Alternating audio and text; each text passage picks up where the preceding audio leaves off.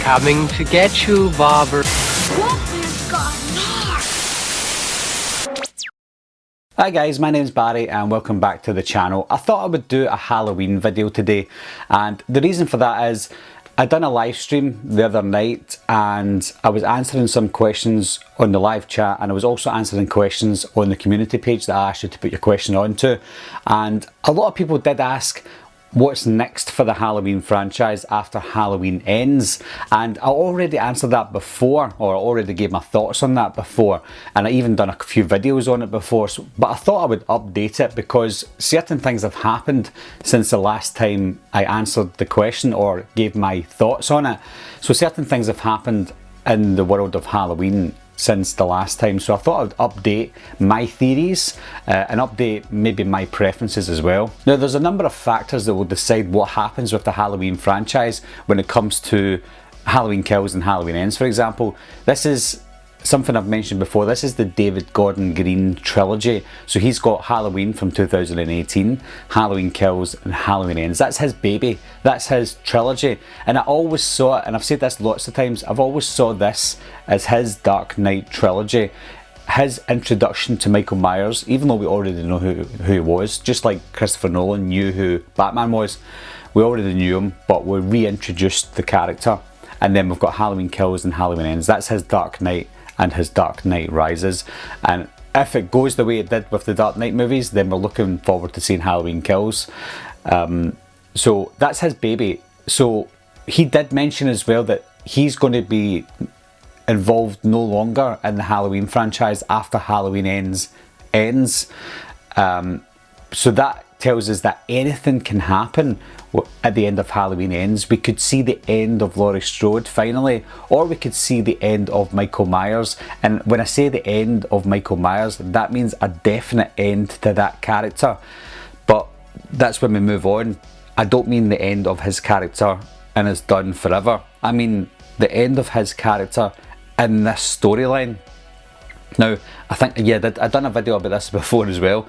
We could do, and this is my thoughts, we could do a James Bond type Michael Myers storyline where they refresh the characters and the stories every few years and change it up a bit. We've got Daniel Craig just now in the James Bond franchise. After he's too old to do it, they'll refresh it, bring in a younger James Bond and start again.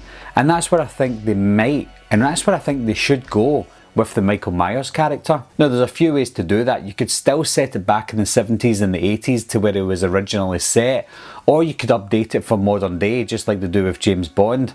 So you could have Michael Myers, you could very well do it back in the 70s if you want that 70s vibe, but if you set it in modern day whenever they film these movies, it might be best to do that so you're not tied down with backward technology. Yes, Halloween was lightning in a bottle and you only experienced that once back in the 70s, but you don't want to try and recreate that over and over and over again. And the same goes with the characters as well. Have your main base for the Halloween movies, call it Halloween, have Michael Myers, just like you've got James Bond in the 007 movies, have Michael Myers, have Haddonfield, and have everything you love about the Halloween franchise and that was in the background. But take away some of the story, take away Laurie Strode, dare I say it, take away Dr. Loomis. We didn't have Dr. Loomis in the last movie and it worked okay. Don't bring in Sartain obviously, but have a Dr. Loomis type character, have a Laurie Strode type character in these movies. Give them 3 or 4 movies, end it, whether you're killing the characters or killing Michael Myers, and then it's done. And then redo it again, or reboot it.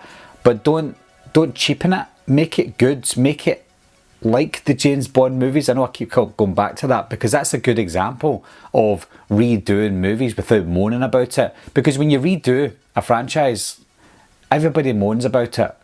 But when you redo the James Bond franchise and give us a new James Bond, nobody bothers because that's the norm now.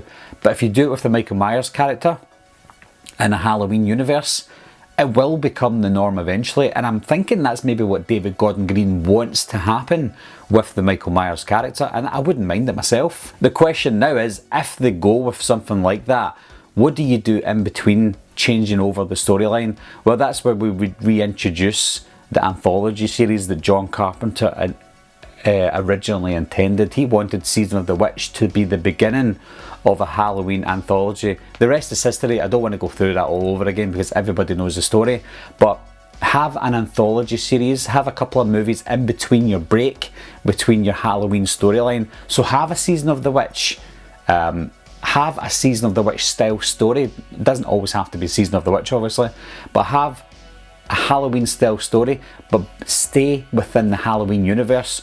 So here's a good idea that I thought of, and I'm sure you would have thought of it as well.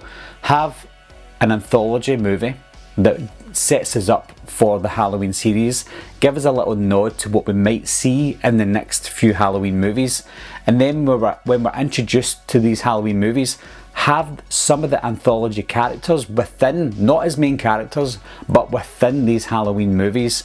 And then when that's all wrapped up, we start again, have a little anthology movie, introduce the new Halloween series, and so on and so on. That's the way I would do it, and that would make things fresh.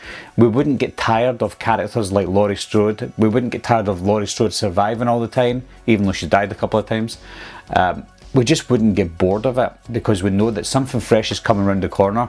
Yes, we'll miss those characters if they're good, but it also means that if they're not good characters, we know that we can get rid of them and start again eventually. And it doesn't mean that we're having to, it means that also that we're not double backing ourselves and going, we made a mistake there, let's start again from a specific point in the timeline. Don't do that. Just continue on, finish it when it should be finished, and then start afresh when the reboot happens. That's my idea. If I'm being honest though, guys, I genuinely don't know where they're going to go. That was my thoughts. Where do I think they're going to go with that? Personally, I think they will go with what I said, with rebooting it and having Michael Myers as a fresh. Does that mean Michael Myers is going to die and Halloween ends? No, it doesn't mean he'll die. I think whether he dies or not and Halloween ends, that is the end for that storyline, and I'm hoping that's the end for the Laurie Strode storyline. So if anything, Laurie Strode may die before Michael Myers. You just never know. So that's my thoughts, and that's my feelings towards where I think this franchise is going to go after the David Gordon Green trilogy has finished. So what are your thoughts on all that, guys? It's maybe a lot to take in, but what are your thoughts on my theory on how I think it should go? And what are your thoughts on where you personally think that this franchise is going to go after David Gordon Green's trilogy is finished? As always, guys, leave your comments down below, and I'll see you soon. Bye bye.